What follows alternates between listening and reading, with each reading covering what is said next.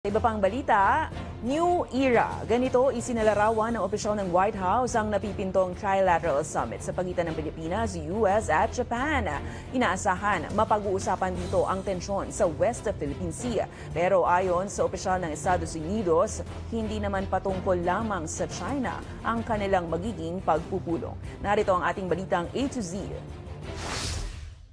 Nakalapag na sa Washington, D.C. ang Pangulong Bongbong Marcos Jr. para sa napipintong Trilateral Summit sa pagitan ng US, Philippines at Japan bukas April 11, oras sa Amerika. Ayon sa Estados Unidos, isa itong bagong kabanata sa ugnayan ng tatlong bansa. What we're really after in tomorrow's meeting, both bilaterally and trilaterally, is deepening our partnerships for the good of the partnerships. Kabuntot ng summit ang katatapos na maritime drills na isinagawa ng US, Philippines at Japan kasama ang Australia sa West Philippine Sea noong linggo. Ayon sa mga ulat, sinabayan rin ng Beijing ang maritime drills. Kasunod nito, binatikos rin ng China ang anila ay eksklusibong pagpapangkat-pangkat ng Pinas at mga kaalyado nito. Pero paglilinaw ng Washington, walang dapat ikabahala ang China sa alyansa ng mga bansa sa Indo-Pacific. I can't speak for the PRC reaction one way or another, except to say there's no reason to overreact to this.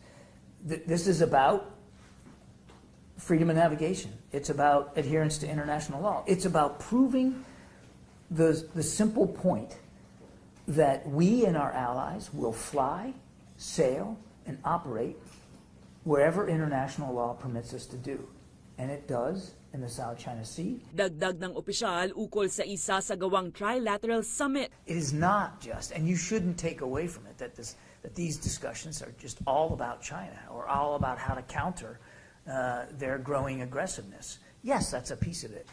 But our relationship is bigger than that. Gayunpaman, muling inudyukan ng opisyal ng White House ang Beijing na itigil na ang patuloy na agresyon sa karagatan ng Pilipinas. Ayon pa sa White House, inaasahan bukas ang ilang pahayag patungkol sa Coast Guard operation, military cooperation at capacity building. Sinabi rin ng Department of Foreign Affairs na inaasahan ang isang joint vision statement ng tatlong bansa ukol sa kanilang trilateral partnerships. Nauna na rin sinabi ng Marcos Jr. administration na target nitong maiuwi mula sa mga pulong sa Amerika ang nasa $100 billion na investments, kabilang na ang puhunan sa nuclear energy.